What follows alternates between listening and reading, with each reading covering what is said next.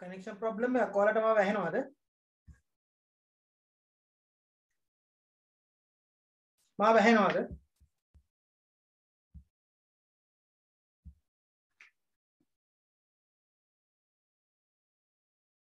මාව ඇහෙනවද? ඇහෙනවා සර්.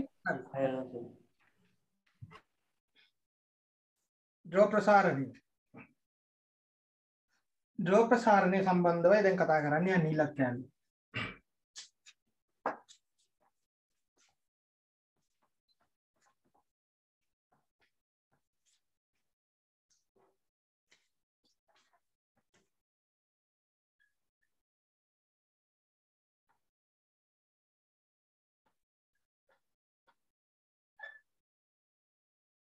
හරි. ද්‍රවයකට නිශ්චිත හැඩයක් නැහැ. ද්‍රවයක් සෑම විටම එය අඩංගු භාජනයේ හැඩය ගනී.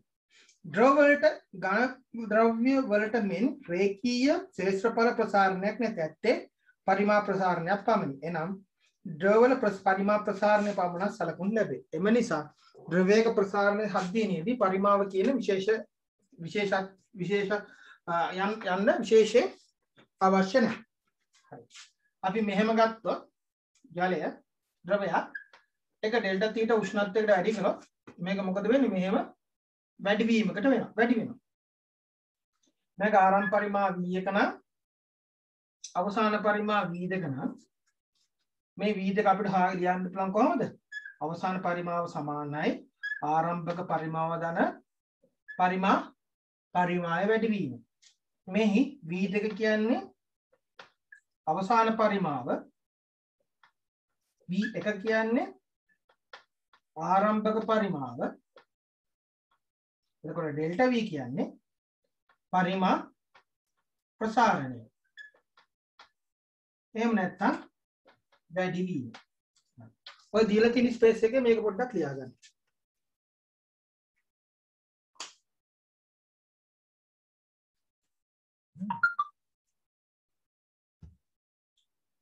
දීලා තියෙන ස්පේස් එක ඔක පොඩ්ඩක් ලියා ගන්න.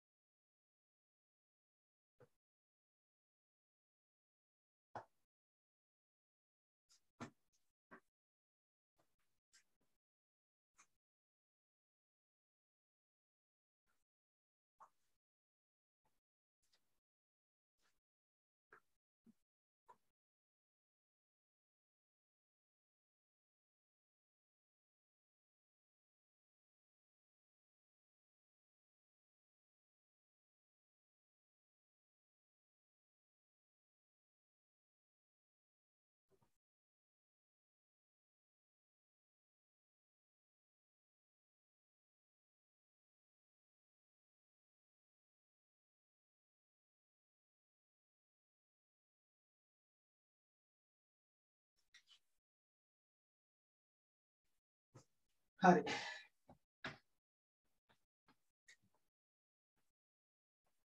ඊළඟට කියන සත්‍ය ප්‍රසාරණ සංගුණකය සහ දෘශ්‍ය ප්‍රසාරණ සංගුණකය. හරි.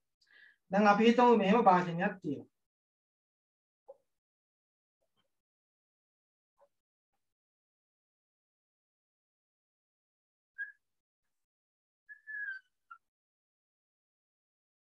මේක මේ මට්ටමට යම් ද්‍රව ප්‍රමාණයක් තියෙනවා.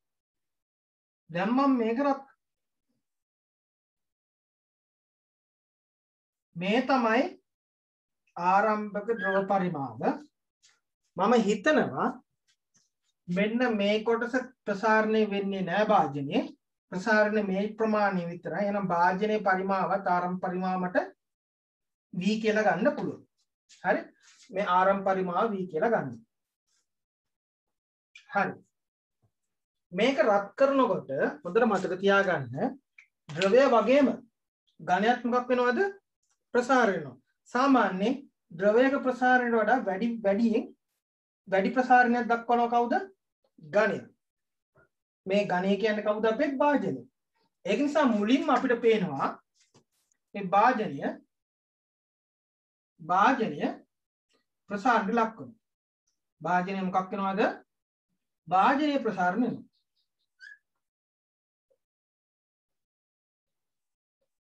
මෙතනදී වෙනවා භාජනයේ ප්‍රසාරණය. දැන් භාජනයේ ප්‍රසාරණය නිසා මොකද වෙන්නේ?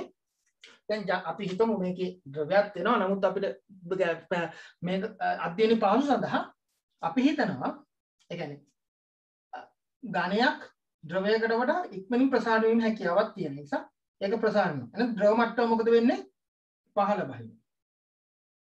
එහෙනම් මේ අඩු වෙච්ච ද්‍රව ප්‍රමාණය සමාන වෙනවා කාටද? භාජනයේ ප්‍රසාරණය. ඔයාලට පේනවා ඇති මම ලියන එක නේද? ප්‍රසාරණය. ඊට පස්සේ තවදුරටත් අපි ප්‍රසාරණය ලබා දුන්නොත් ඔයාලට පෙනේ හරි. දැන් ඊට පස්සේ ප්‍රසාරණය වෙන්නේ කවුද? ඔන්න ඊට පස්සේ ප්‍රසාරණය පටන් ගන්නවා කවුද? ජල. ජලයේ ප්‍රසාරණය වෙනවා. දැන් ඉහළ කොටස මෙන්න මේ කොටස ප්‍රසාරණය වෙන්නේ නැහැ කියලා උපකල්පනය කරන්න. ඒක හැඩය වෙනස් වෙන්නේ නැහැ. දැන් එතකොට දැන් සාමාන්‍යයෙන් මම කිව්වේ මේවා ඉක්මනින් ප්‍රසාරණය වෙනවා කියලා. ජලයේ ඉක්මනින් ඝන ද්‍රව්‍ය ඉක්මනින් ප්‍රසාරණය වෙනවා. හැබැයි ඝනයක් ප්‍රසාරණයට වඩා ද්‍රවයක මේ උෂ්ණත්ව අන්තරයේදීම ඝනයක ප්‍රසාරණයට වඩා ද්‍රවයක ප්‍රසාරණය වැඩි. ඒක නිසා දැන් මේ අපි දන්නවා ජලයේ ප්‍රසාරණය වෙච්ච භාජනයේ ප්‍රසාරණය වෙච්ච ප්‍රමාණය මේ ප්‍රමාණය. එතකොට ජලයක් ප්‍රසාරණොත් ජලයේ ප්‍රසාරණය මේ ප්‍රමාණයට වඩා වැඩි. ඒක නිසා ජල මට්ටම ඉහළ යනවා මෙතනට. ජල මට්ටම දැන් තිබ්බේ මෙතන ඉඳන් ජල මට්ටම මෙන්න ඉහළටම යනවා. මෙන්න මේ විදියට වැඩි වෙන ප්‍රමාණයට මම කියන වචනයක් ඒකට කියනවා අපි සත්‍ය ප්‍රසාරණය කියලා. මම කියන්නම් මොකක්ද වචනේ කියන්නේ. ප්‍රසාරණය. සත්‍ය ප්‍රසාරණය. හරි. දැන් අපි හිතමු මේක දැන් දිගටම ඔබ්සර්ව් කරපෙන්නේ නිරීක්ෂණය කරපෙන්නට පේනවා මුලින්ම ජල මට්ටම මෙතෙන්ට බහිනවා. ඊට පස්සේ තවදුරටත් තාපය ලබා දෙද්දි මොකද වෙන්නේ? භාජනය මෙන්න මේ මට්ටමට එනවා. එතකොට යාට පේනවා ජල මට්ටම මෙන්න මේ මට්ටමේ ඉඳන් මෙතනට වැඩි වුණු බව. ඒ කියන්නේ ජලයේ ඇත්තට වශයෙන්ම ප්‍රසාරණය වෙච්ච ප්‍රමාණය කිනට පේනවා. මේ ඇත්ත වශයෙන්ම ප්‍රසාරණ ප්‍රමාණය තමයි මේක. මොකද මෙතනදී භාජනයේ ප්‍රසාරණය මේ ප්‍රමාණය සමග වැඩි වෙලා තියෙනවා. හැබැයි හිතමු කෙනෙක් මෙතනදී රත් වීම ලබා දීලා ඊට පස්සේ මේක බලන්න. ඒ කියන්නේ මෙයා භාජනයේ ප්‍රසාරණ පේන්නේ. ඒ කියන්නේ ජල මට්ටම පල්ලෙහාට ගිය එක පේන්නේ නැහැ. මෙයා මේකට තාපය දීලා ඊට පස්සේ කොහේ රවුමක් ගහලා ඇවිල්ලා එනවා. එතකොට යාට පේනවා මෙන්න මේ මට්ටමේ තිබ්බ ද්‍රව ප්‍රමාණය කොතනද ගිහිල්ලා වගේද? මෙතනට පේන්නේ. එනේ යාට පේන විදියට, එයා දෘශ්‍ය වෙන විදියට, එයා නිරීක්ෂණය කරන විදියට එයාට පේන්නේ ජල මට්ටම කොච්චරක් ගියා වගේද? ජල මට්ටම මෙන්න මෙච්චරක් වැඩි වුණා කියන්නේ. මෙන්න මේකට අපි කියන වචනයක්. මේකට තමයි කියන්නේ මොකද්ද? දෘශ්‍ය ප්‍රසාරණය. ඒ කියන්නේ පේන විදියට ප්‍රසාරණය. එතකොට මෙන්න මේ කොටස තමයි මොන ප්‍රසාරණයද? භාජනයේ ප්‍රසාරණය. මේ කොටස තමයි දෘශ්‍ය ප්‍රසාරණය. එහෙනම් සත්‍ය වශයෙන් ප්‍රසාරණය වෙච්ච ප්‍රමාණය කියලා කියන්නේ ඇත්තටම භාජනයේ ප්‍රසාරණ දන අපිට පේන විදිහට ප්‍රසාරණේ මුළු එකතුව. එහෙනම් අපිට ලියන්න පුළුවන් සත්‍ය ප්‍රසාරණය සමානයි තේරුම් නැත්නම් අහන්න දෘශ්‍ය ප්‍රසාරණය. දෘශ්‍ය ප්‍රසාරණය ධන භාජනයේ ප්‍රසාරණය. භාජනයේ ප්‍රසාරණය. එහෙනම් මෙන්න මේක තමයි ද්‍රවයක ඝනයක නෙමෙයි ද්‍රවයක පරිමාව සම්බන්ධව එයාගේ වැඩි වෙච්ච පරිමාව සොයන සූත්‍රය. හරි. එතකොට මෙතනදී මෙයාගේ පරිමාව ජලයේ පරිමාව වෙනස් වෙලා නැහැ. භාජනයේ විශාල වෙලා තියෙනවා. මෙතනදී මෙතන ඉඳන් මෙතනට භාජනයේ ප්‍රසාරශාලීමක් නෙමෙයි භාජනයේ ජලයේ ප්‍රසාරණ. ඒ ප්‍රමාණය මේ ප්‍රමාණය වෙනවා. මේක තමයි අත් අවශ්‍යම වෙන ප්‍රමාණය. නමුත් ඔබ්සර්ව් කරනකොට පේනවා මේ අවස්ථාව නිරීක්ෂණය ලක් කරන්නේ නැත්තම් නිරීක්ෂකයාට පේන ද්‍රව පරිමාව එක්දා මෙතනට ගියා වගේ. හරි. අපි නෝට් එකේ කියවමු. ආරම්භයේදී ද්‍රවය බදුනේ ඒ මට්ටමේ පවතින. මේක තමයි අපේ A. හරිනේ? මේක තමයි A.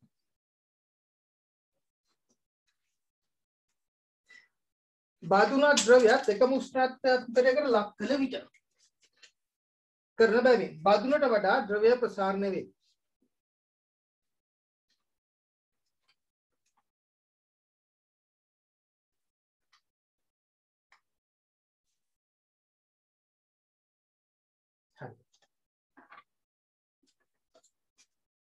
ඒ කියන්නේ බදුනේ ප්‍රසාරණයට වඩා ද්‍රවයේ ප්‍රසාරණය වැඩි. ඒක නිසා ද්‍රව මට්ටම ඉහළ යනවා. හරිනේ?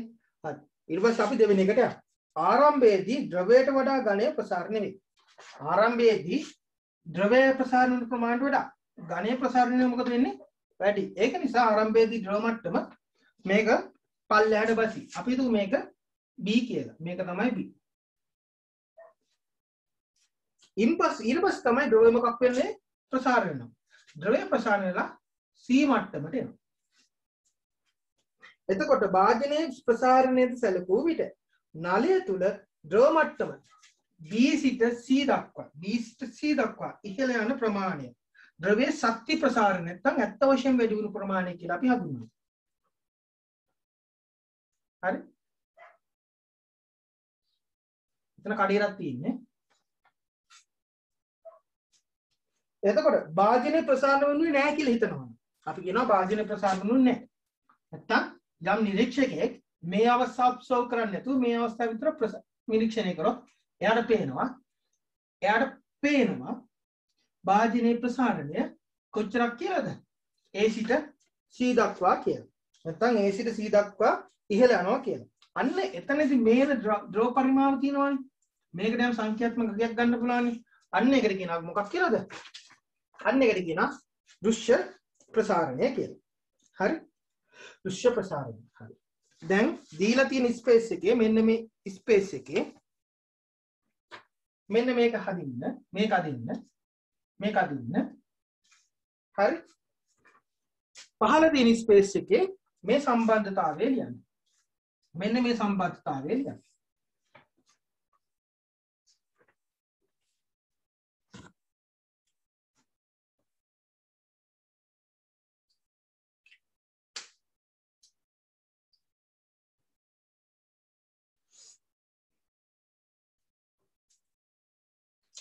මෙන්න මේ කොටස මේ වෙනස් වෙන්නේ නැහැ.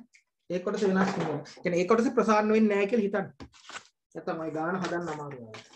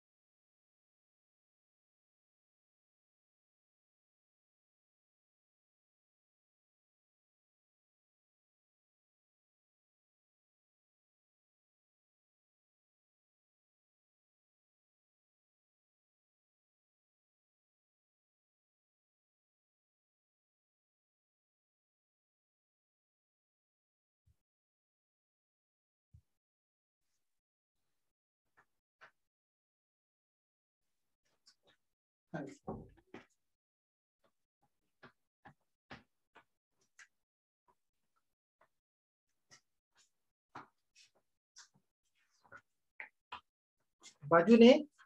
බදුනේ පරිමා ප්‍රසාරණතාව ඩෙල්ටා ඇල්ෆා. මෙහෙමනේ අපි දන්නවා ඔහොම බදුන ගත්තොත් බදුනේ ආරම්භ පරිමා v නේ. මේක ඔය ඩෙල්ටා තීටා උෂ්ණත්ව වෙනස නිසා මෙයා ප්‍රසාරණය වෙනවා ඩෙල්ටා v ප්‍රමාණයකින් ප්‍රසාරණය වෙනවා. Delta v බදුන. එතකොට මෙයාගේ අවසාන පරිමාව වෙන්නේ මේකට මේ ප්‍රමාණය මොනවා වෙන්න ඕනද? එකතු වෙන්න ඕන. එහෙනම් අපිට ලියන්න පුළුවන් ඩෙල්ටා v බදුන. ඒ කියන්නේ බදුනේ පරිමා අප්‍රසාරණය සමානයි.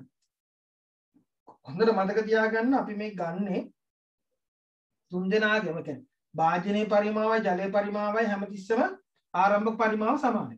හරි ද්‍රවය.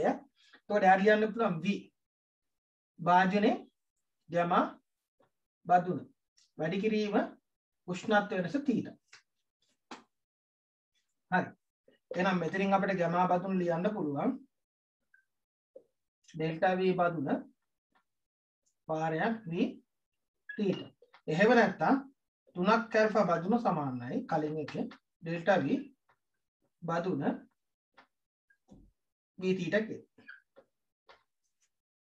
හරි. මේ තියෙන ආරම්භ පරිමාව උෂ්ණත්ව වැඩි වීම බදුනේ ප්‍රසාරණය බදුනේ ප්‍රසාරණය පාරයක් මේක. හරි. ඔතන තියෙනන්නේ බදුනේ ප්‍රසාරණතාවය ඇල්ෆා කියලා එකක්. බදුනේ ප්‍රසාරණතාවය අන්නේ යටතේ ඔක ලියා ගන්න.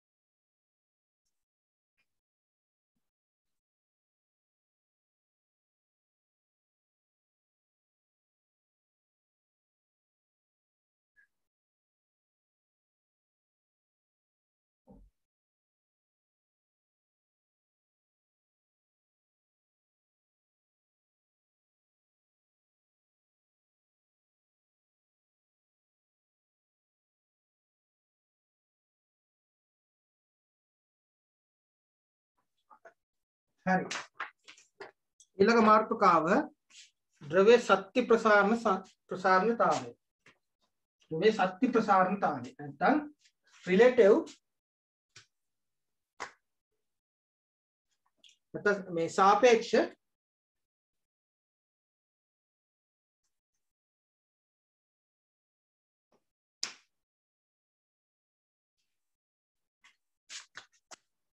දෘශ්‍ය නැත්නම් සාපේක්ෂ ඒකේ මේක ගමා r වෙන්නේ ප්ලස් එකක් තියෙන එක මකා ගන්න. හරි. අපි දන්නවා භාජනය ඔහොම තියෙනවා මේ මට්ටමට මේක ඩෙල්ටා තීටා ප්‍රමාණයකින් ඉහළ ගියාම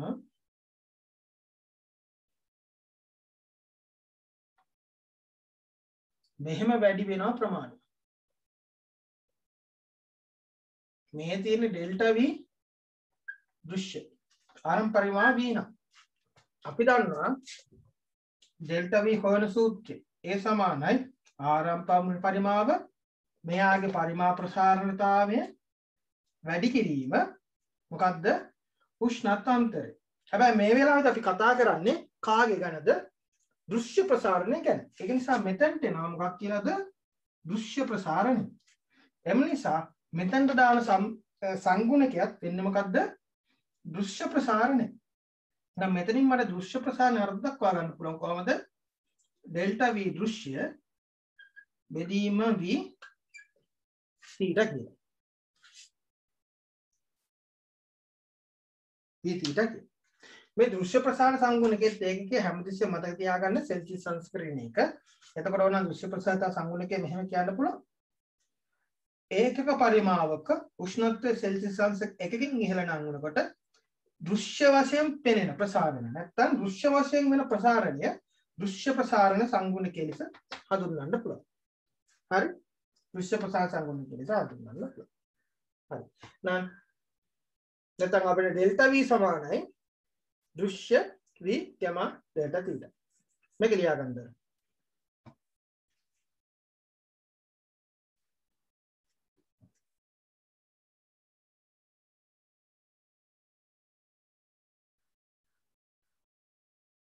ඒ කියන්නේ බද්ධුනේ ප්‍රසාරණය නොසලකා හරිලා සලකන ප්‍රසාරණයට මේක කියනවා.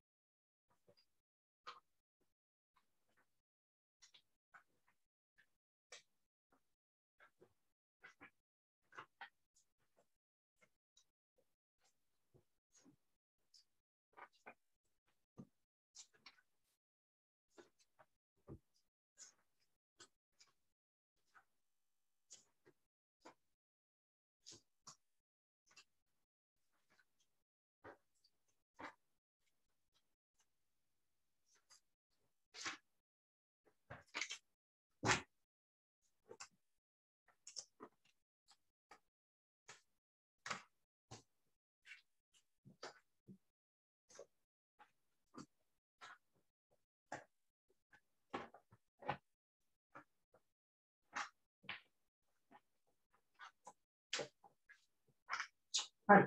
ඊළඟ කතා කරමු අපි නිරපේක්ෂ සාපේක්ෂ නිරපේක්ෂ නැත්නම් සත්‍ය ප්‍රසාර සංගුණකේ ගැම. ඒකෙදි වෙන්නේ මෙහෙමනේ. භාජනේ ප්‍රසාරණය වෙනවා. ප්‍රසාරණය නිසා ද්‍රව මට්ටම කොතනට එනවද? ද්‍රව මට්ටම මෙතනට එනවා. පහළ බහින.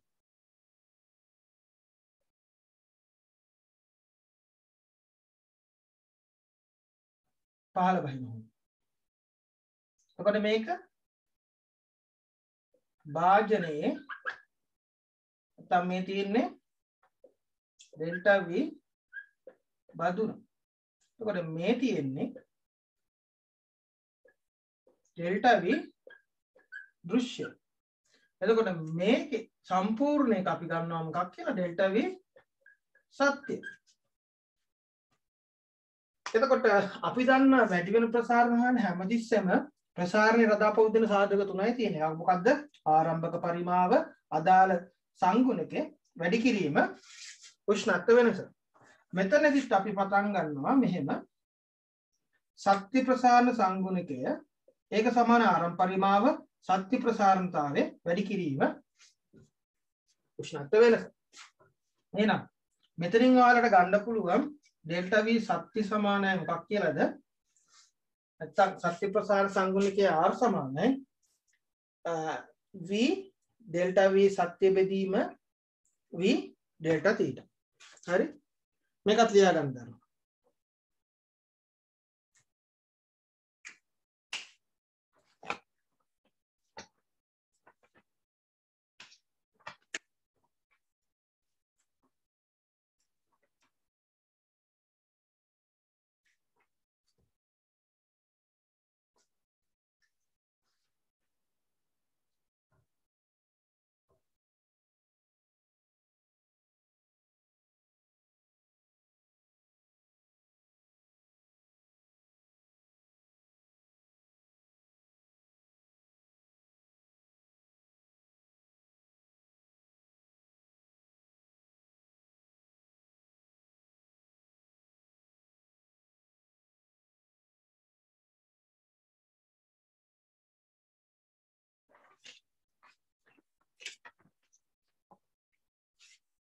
හරි. ඊළඟට අපිට තියෙන සම්බන්ධතාවයක් ඔප්පු කරන්න ඊළඟ පිටුවේ.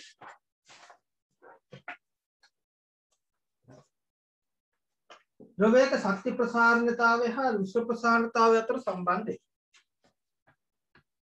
හරි. අපි මුලින්ම දන්නවා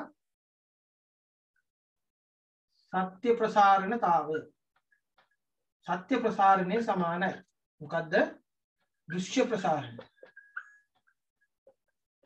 ගන්න බදුනේ මේක මතක තියාගන්න ඕන සම්බන්ධයක් කියන්නේ බදුමේ පරිමා ප්‍රසාරණය. සංකේතාත්මක ලිව්වොත් ඩෙල්ටා V සත්‍ය සමානයි ඩෙල්ටා V දෘශ්‍ය ඩෙල්ටා V බදුන. ඊට පස්සේ අපි දන්නවා සත්‍ය ලියන්නේ කොහොමද? V gamma theta. ආරම්භ පරිමාව ශක්ති ප්‍රසාර සංගුණකයේ සහ උෂ්ණත්වය වැඩි වීම. දෘශ්‍ය ප්‍රසාර සංගුණකය ලියන්න පුළුවන් කොහොමද? දෘශ්‍ය ප්‍රසාර ලියන්න පුළුවන් ආරම්භක පරිමාව දෘශ්‍ය ප්‍රසාර සංගුණකයේ සහ උෂ්ණත්වය වැඩි වීම. බදුනේ වැඩි වුණු ප්‍රසාර ලියන්න පුළුවන් කොහොමද? ආරම්භක පරිමාව බදුනේ ගැමා ධන තීටා. ඔයාලට පෙනේ මේක බැලුවොත් මේකේ පොදු පද තියෙනවා. මොනවාද? V පොදුවේ තීටා පොදු. V පොදුවේ තීටා පොදු. V පොදුවේ තීටා පොදු. නම් ගැමා ලියන්න පුළුවන් ගැමා R ධන R බදුන. නමුත් බදුන කියන්නේ මොකද්ද? බදුන කියන්නේ ඝන ද්‍රව්‍ය. සාමාන්‍යයෙන් අපි මේවට අර්ථ දක්වන්නේ කොහොමද?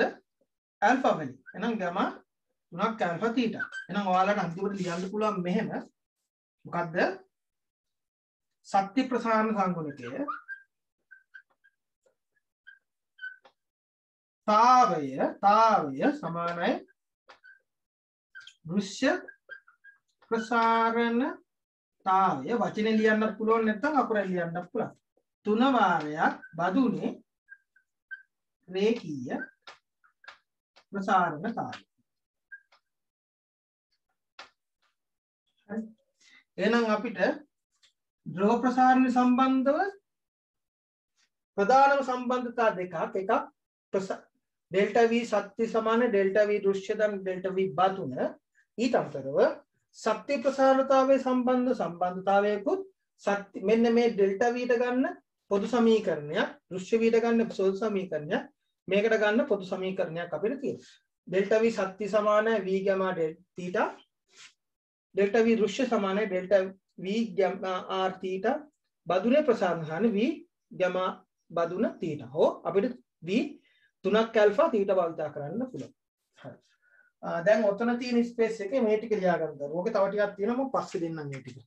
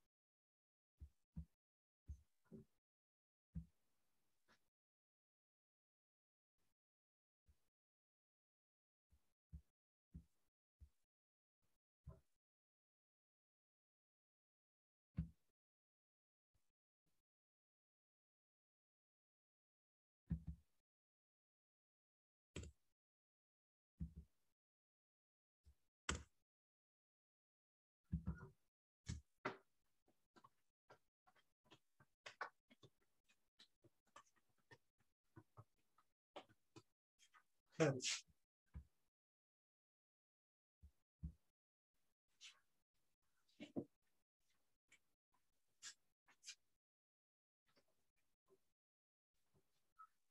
මම තව ගණන් දෙකක් තුනක් හදන්න. ද්‍රව ප්‍රසාර සම්බන්ධ ඊළඟ දවසේ හදන්න. හරි. දැනට යන්න 6 වෙනි පිටුව.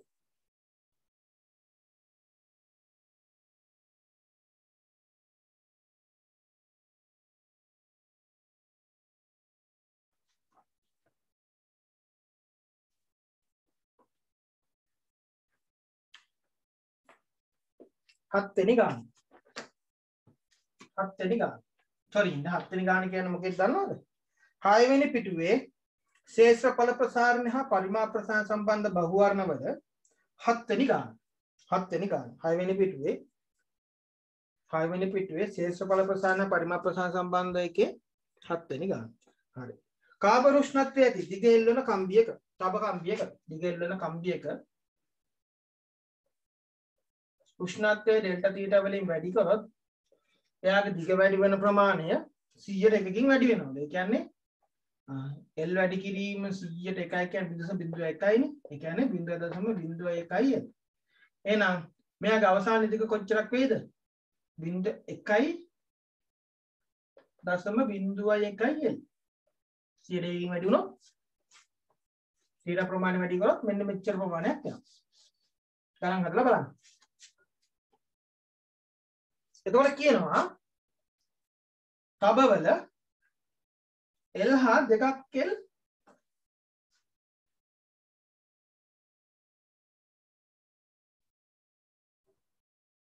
මාන තියෙන කම්බියක් උෂ්ණත්වය සෙල්සියස් අංශක T වලින් වැඩි කරොත්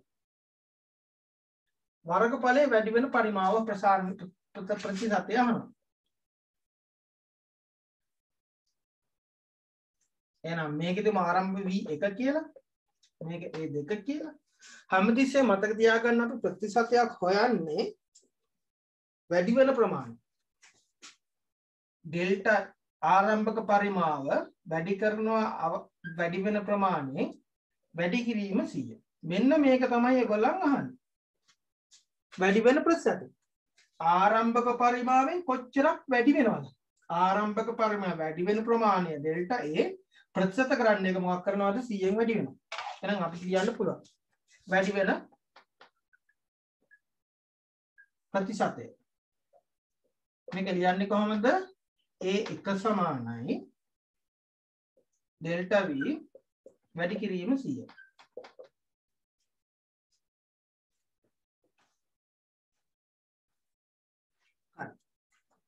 හරි.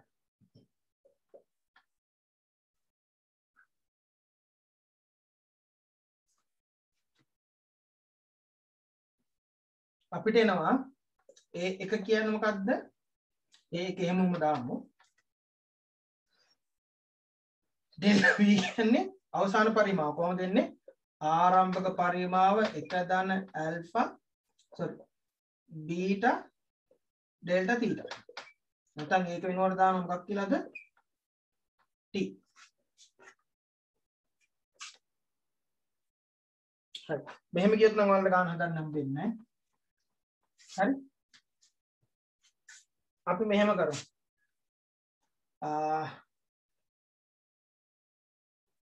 අපි මේක දිග වැඩි වීම බලමු. මේක L2 මේක L1. හරි. අපි දන්නවා L1 සමානයි කොච්චරක් වේද? 1.01යි. L2 සමානයි කොච්චරක්ද? L2 සමානයි දෙකක්නේ. එතකොට දෙක මේකෙන් වැඩි කරලා ගන්න දරුවෝ. 2.02ක්. එහෙනම් A2 වෙනවාට කොහොමද? 1.01 වැඩි කිරීම 2.02යි L වර්ග කියලා එකක් එයි. හරි? ඔක කොහොම තියෙන්නේ? ඊට පස්සේ ඔයාට එනවා A1 වෙනවා මොකක් කියලාද? L වැඩි කිරීම 2ක් L. එහෙම නැත්නම් A1 එයාට 2ක් L වර්ගය. එතකොට ඔයාලට එනවා ඩෙල්ටා A එනවා කොහොමද? 1.01 වැඩි කිරීම 1.02යි L වර්ගය අඩු කිරීම 2ක් L වර්ගය. මේක පොදු සාධක L වර්ග ඉවතට ගන්න. මෙන්න මේක පොඩ්ඩක් සුළු කරගන්න. සුළු කරගන්න ලේසි ක්‍රමයක් තියෙයි. උනට මම නිකන් කැල්ල කරන්න. 1.01 වැඩි කිරීම 2.02 2.04 ඍණ 2. එහෙනම් මට මේකෙන් එනවා කීයයි කියලා 0.04 0.2 L වර්ග කියලා. මේක තමයි ඩෙල්ටා L වලට එන්නේ. හරි. මෙතන ලියා ගන්නකො.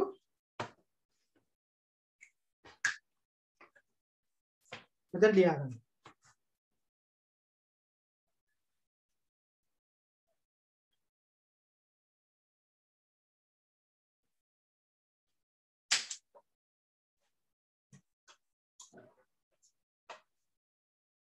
මම සම්මත සූත්‍ර භාවිතා කළේ නැහැ. හේතුව තමයි කරගෙන යනකොට මට තේරුණා ඒ ක්‍රමයට කියලා ගාන හදන්න බෑ. මොකද ඒකෙදි A1 ට A1 කැපෙන ඊට පස්සේ ඉතිරි වෙන්නේ නැහැ.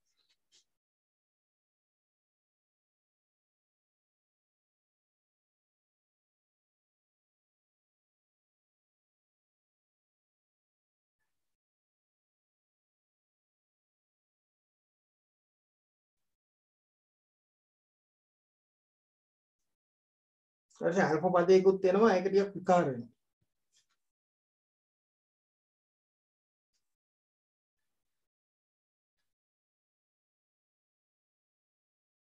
මේ කරන්නේ සාමාන්‍ය මැත්ස් භාවිතා කරන්නේ තියෙන්නේ.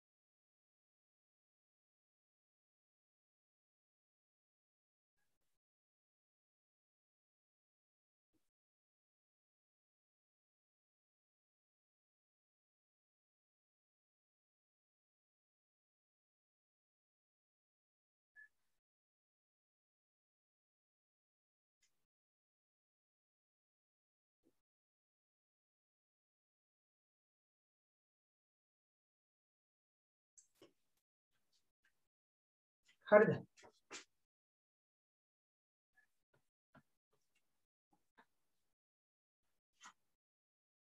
එහෙනම්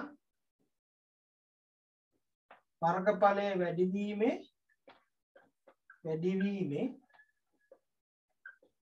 ප්‍රතිශතය වැඩි වෙන්නේ කොහොමද? A1 ගෙන් කොච්චර ප්‍රමාණයක් ඩෙල්ටා A ප්‍රමාණයක්. ඒක වැඩි කරනවා 100. එතකොට percentage එකක් එනවා. ආරම්භක පරිමාණ කීයද? 2ක් L වර්ගය. අවසාන පරිමාණ 0.04 0.2 වැඩි කිරීම L වර්ගය වැඩි කිරීම 100. L වර්ගයට L වර්ගය කියනවා. මෙතන ඉතිරි වෙනවා 0.02 0.2 වැඩි කිරීම 100. දැන් percentage එකක් එයිවලට කීයයි කියලාද? 100ට 2යි කියලා ආසන්න වශයෙන්. ගානට හරියන්න අපිට 100ට 2යි කියලා ගන්න පුළුවන්. 100ට 2කින් තමයි percentage එක වැඩි වෙන්නේ.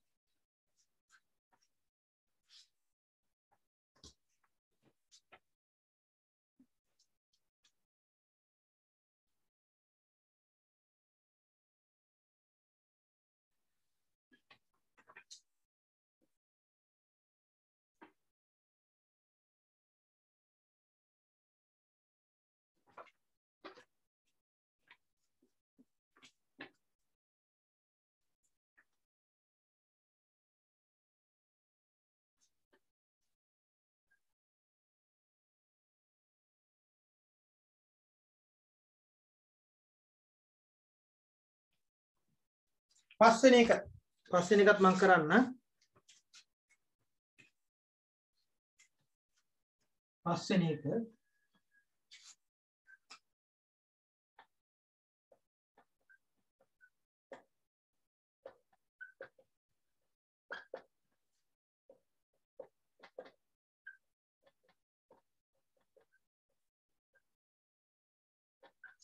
හරි.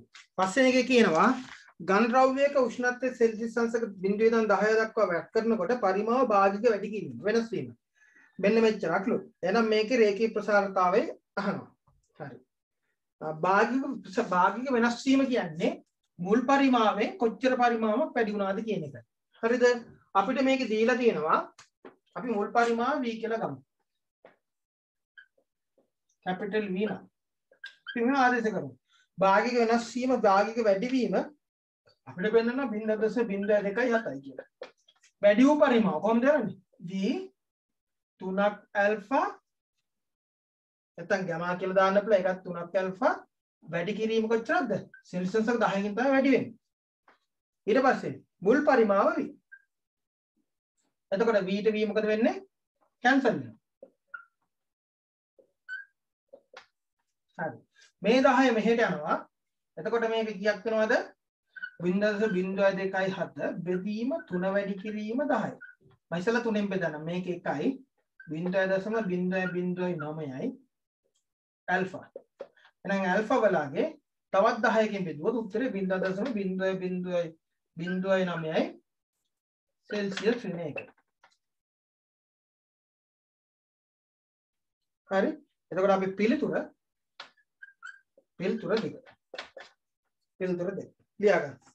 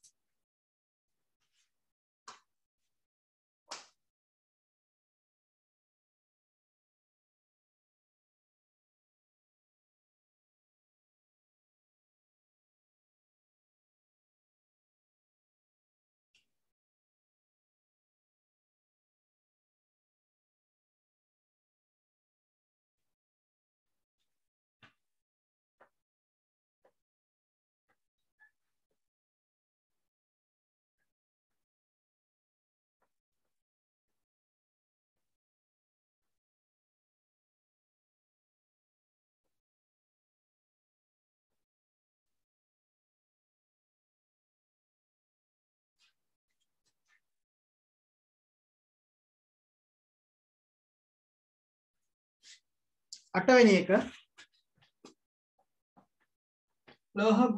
ලෝහයක ලෝහ කුහරයක් තියෙනවා. ලෝහ ගෝලයක් තුල ගෝලාකාර කුහරයක් ඇත. බෝලයේ උෂ්ණත්වය වැඩි කරන විට කුහරයේ පරිමාව මොකද වෙන්නේ? කුහරයේ පරිමාව වැඩි වෙනවා. හැබැයි කුහරයේ හැඩය වෙනස් වෙන්නේ නැහැ. රවුමම තමයි. හරි? උත්තරේ 1.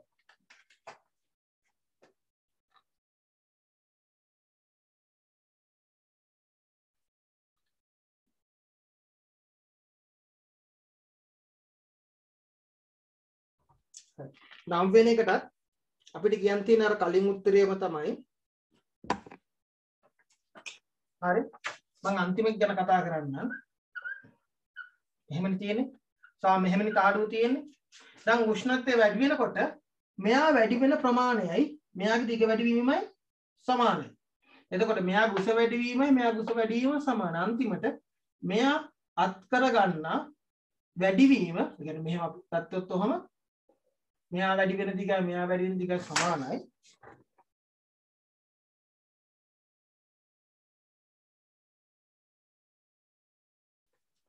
ඒ කියන්නේ මේක x නම් මේකත් x. මේක දිග වැඩිනවට පස්සේ මේක xa වෙනවා නම් මේකත් xa වෙනවා. එතකොට මේ xb නම් මේ දෙක මොකක් වෙනවද? මේ දෙක සමානයි. සිදුර ගත්තත් අර සිද්ධාන්තයමයි තියෙන්නේ. හොඳට මතක තියාගන්න. මෙයාලගේ දිග වැඩි වීම හැමතිස්සෙම සමානයි. ඒ නිසා අපිට ගන්න පුළුවන් උත්තරය තමයි xa සමාන xb සමාන xc. මම නම් වෙන එක කිව්වේ.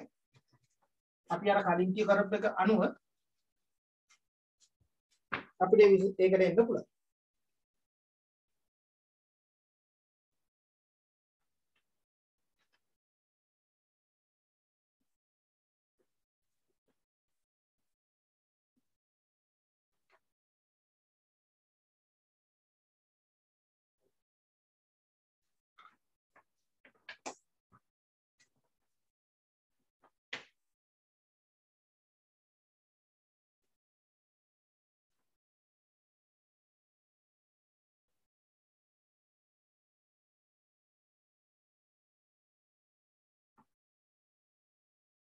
හරි. ඔයාලා මේකේ තියෙන ඉතිරි ගණන් ටික හදන්න. මම ඊළඟ දවසේ මේ ටික සාකච්ඡා කරන්න.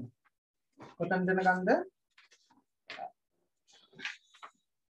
රේඛීය ප්‍රසාරණේ ගණන් 22ක් තියෙනවා. ශේෂ්ඨඵල ප්‍රසාරණේ ගණන් 20ක් තියෙනවා. ඊට අමතරව ද්‍රව ප්‍රසාරණේ ගණන් 6ක් තියෙනවා. ඒ කියන්නේ ඔක්කොම මම කරපු නැති ගණනුත් එක්ක කරපු ඒවායි කරපු නැති ගණන් ඔක්කොම තියෙන 22යි 42යි 48ක් 50ක් තියෙනවා. මේ ගණන් 50 හදලා කියන්න කරපේවත් එක්ක මම ඊළඟ දවසේ මේ ඔක්කොමගෙම තෝරාගත් ප්‍රශ්න සාකච්ඡා කරනවා. ඔයාලට අමාරු ප්‍රශ්න තියෙනවා නම් ඒවල තියන්න මට මේක බෑ කියලා. එතකොට මේ ප්‍රශ්නයි අනිත් ප්‍රශ්නයි කරන්න. ඊට අමතරව හෙට විදිහට මම ක්ලාස් එක හවස 1 ඉඳන් 5 වෙනකම් කරනවා.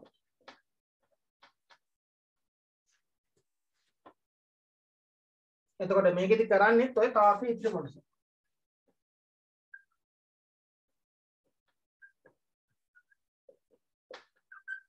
කියන්නේ ඝන ද්‍රව ප්‍රසාරණය. ඊට අමතරව මම පටන් ගන්නවා වායු ප්‍රසාරණය. හරි. වායු ප්‍රසාරණය සම්බන්ධව බලා ගන්න ඕනේ ටිකක් තියෙන එකක් තමයි බොයිල් නියම, චාල්ස් නියම.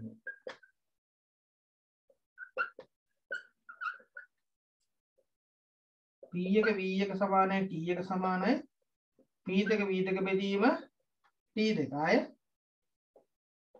PV සමානයි nRT. ඊට පස්සේ CP CV මේ ඔක්කොම තියෙන තාප ප්‍රසාරණ සම්බන්ධ. ඔයාලගේ රසායනික විද්‍යාවේ වායු නියම මේ පාඩම් බලා ගන්නවා. රසායන විද්‍යාවේ වායු නියම කියන පාඩම් බලා ගන්නවා. ඒක තමයි උගන්වන්නේ ඊළඟට. රසායන විද්‍යාවේ වායු නියම කියන පාඩම තමයි උගන්වන්නේ ඊළඟට. හරි? නිසා අමාරු වෙන්නේ නැහැ. හරි. එහෙනම් හෙට හවස එකේ ඉඳන් 5 වෙනකම් ක්ලාස් එක තියෙනවා පැය 5 4ක්. ඒකෙදි තාපයේ ඉතිරි ටික කතා කරනවා. මොකද ගන්ධ ප්‍රසාරණ ඊට අමතරව වායු ප්‍රසාරණ කතා කරලා කරනවා. ඒ පාඩම ඉවර කරගන්න බැරි විදිය ගොඩක් වෙලාවට.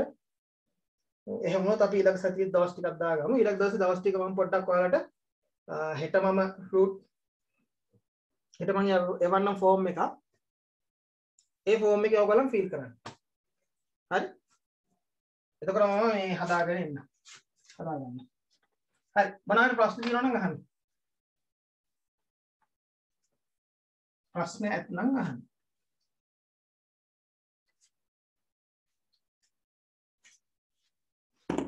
ප්‍රශ්න තිබේ නම් අහන්න.